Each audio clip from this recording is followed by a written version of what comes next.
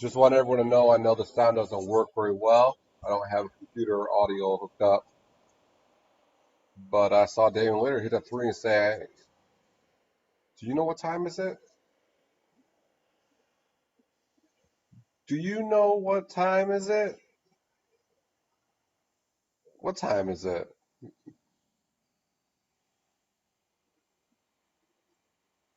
There's Russell.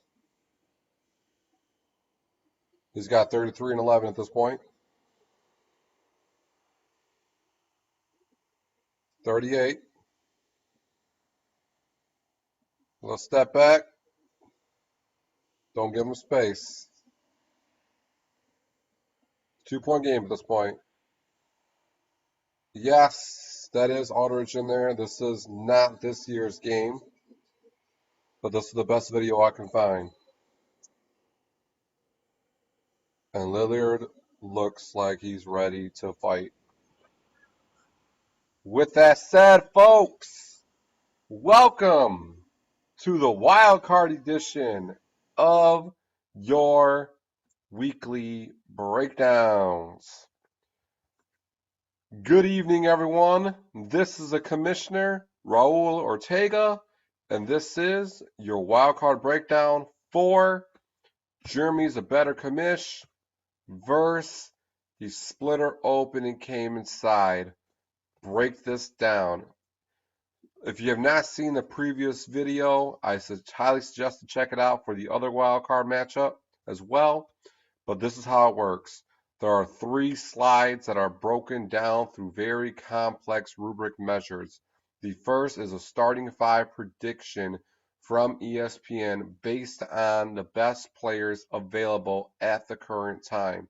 The next side is a positional breakdown based on the forwards versus the guards using very complex rubric measurements from a lot of different engineers that the committee hired.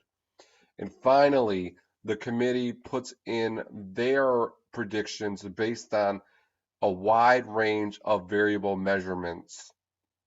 So this is very complex stuff. This is lots of money it costs, and I'm glad and happy to be able to be a part of this. Let's get right down to this, why don't we? Okay, starting 5 players. Based on averages from player rankings throughout the entire year in different time periods, HeSplitterOpenandKam side is coming in with Damian Lillard, Victor Oladipo, Goran Dragic, Carmelo Anthony, and Gorgia Dieng. Jeremy's Better Commish has Russell Westbrook, Jeff Teague, Karl Anthony Towns, Al Horford, and Nerlens Noel. Really quick here, Karl Anthony Towns, rookie sensation, number 6 overall ranked player. Russell Westbrook, number 1 overall ranked player. So Jeremy's Better or HeSplitterOpenandKam side is going to have a big hill to climb for sure. Positional. The positional rubric measures is a point-based system based on the averages of player rating throughout the year, based on the averages of that average to make it a positional thing, not a player thing. Any player that is injured, their stats do not count for the entire duration, as they can't help out during playoffs. With that said, HeSplitterOpenandKam side is coming in with Dwayne Wade, Goran Dragic, Lance Stephenson, Damian Lillard, Victor Oladipo, and Brandon Knight.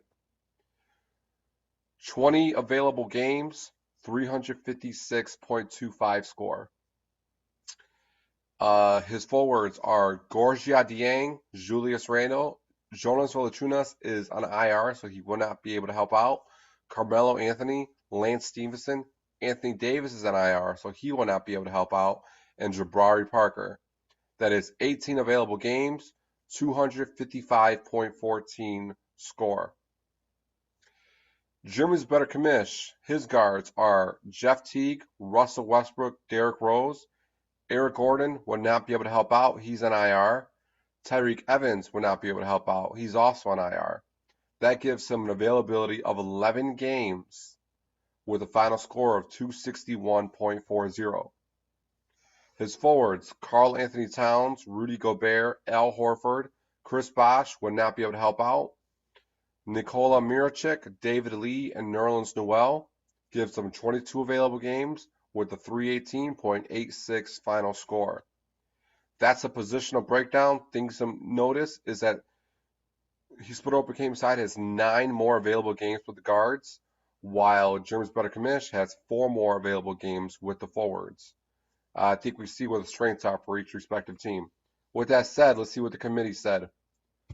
The variables in which the committee looked to break down is guards, forwards, and centers, head-to-head matchup, the trophy stars, the overall health of the team, how many 500-point games, how many 400-point games, how many 300-point games, and how many less than 300-point games were complete. With that said, the guards, I'm just going to use the owner's names at this point. Jeremy has the advantage at 356 over 261. Forwards and centers, Gary has the advantage, 319 over 255. Head-to-head matchup, Gary has the season sweep, 2-0. Trophy stars, Jeremy had -5, meaning he had more negative than positive, while Gary broke even with 0, meaning he had as many negative as positive. Health, Jeremy has 1 less player on IR with 2 players on IR. 500-point games, Jeremy has 1, Gary has none. 400-point games, Jeremy has 4, Gary has 2. 300-point games, Jeremy has 7, while Gary has almost double that with 13. So, and less than 300-point games, Jeremy has 5 and Gary has 2. It looks like if Jeremy can break 400 points, he might be able to get a win, because Gary is consistently getting around 300 points or 300 to 399 points throughout the year. But that's just my seeings. But the committee is the one that makes the predictions here. And the committee has made the predictions, and they have chosen for the favorite to advance to the next round to be Gary, aka Jeremy's the better commish. As one breakdown on the wild card, please check out our other video for the other breakdown. And good luck out there. Talk to you guys later. This is a commish signing off.